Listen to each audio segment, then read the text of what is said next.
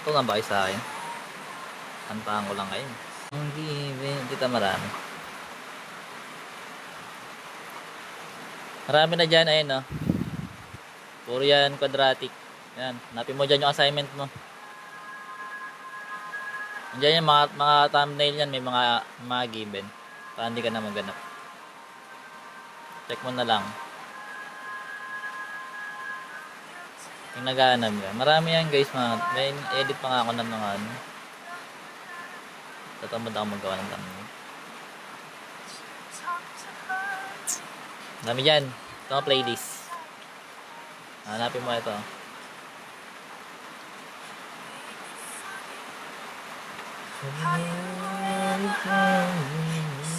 Need ko na lang mag-advance study ng calculus. Meron dito, advance study.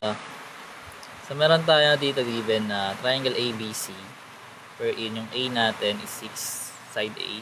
Yung angle A is 30 degrees. Then yung angle B is 45 degrees. Then we need to find the side B. So para mas maintindihan, kailangan natin i-draw. So let's say, meron tayong triangle. Then ABC. Then meron daw tayong side A. Which is ito yun guys. 6. Then yung B natin yung hinahanap. Pero given yung angle A, which is 30 degrees. So andito yan. Then yung angle B natin na 45. So kung ayaw mong gumamit ng calculator, kasi nasa unit circle naman to eh. So pwede natin siya i-solve na. So ngayon, kapag may given ka na something like napakross, kunyari given yung A tsaka yung side A nya, tapos may missing sa kabilang part, it's either yung angle or yung side, ang ginagamit dito is sign do eh. So para makuha natin yung side B natin, so gagamit lang tayo ng B over yung sin B natin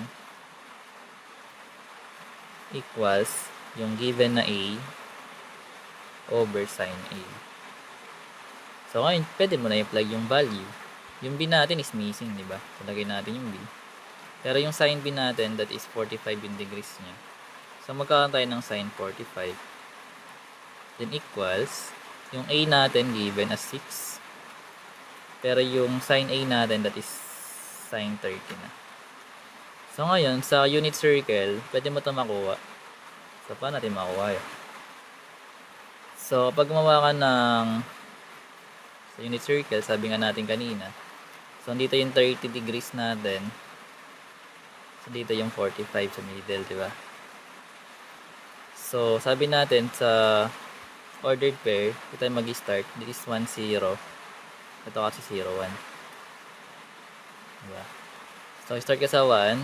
Sunod na ito guys is square root of 3 over. Pababa kasi pag dito na part eh.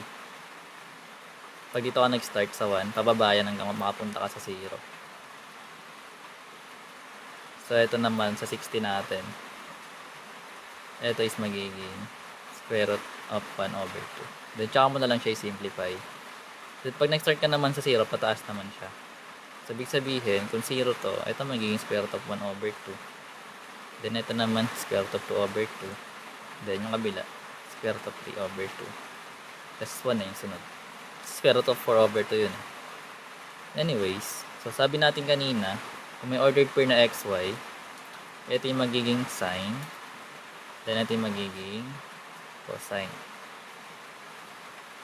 So dahil given dito guys is both sine lang, yun yung kukunin natin. Bali yung y value lang.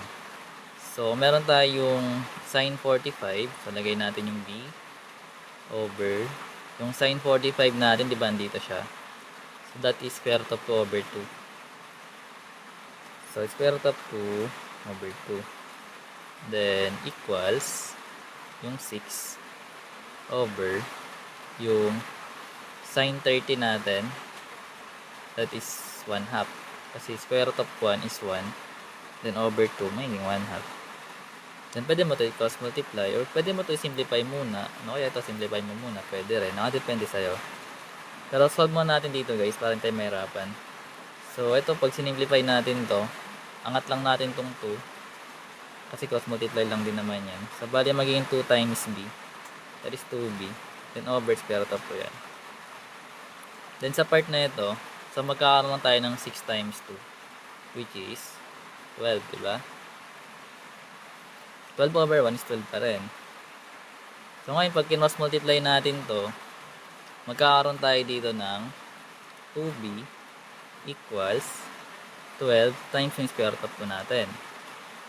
Sundan, cross multiply. Then, i-divide lang by 2 para makuha natin yung value ng b. So, galing dito, magkakaroon tayo ng b. So, ito yung pwede natin masimplify, yung 12 tsaka 2. Pero yung square root of 2 tsaka sa 2 natin, hindi yan pwede. So, basically, yung 12, divide mo sa 2, magiging 6. Then, square root of 2 siya. Ito yung magiging sagot. Kung gusto mo i-master yung unit circle, guys, meron yan dito. Actually, na-post ko na yung mga ganito mga para mapadali mag-prove. Para mapadali. Eto, meron na ako yan. Yan. Tapanoorin.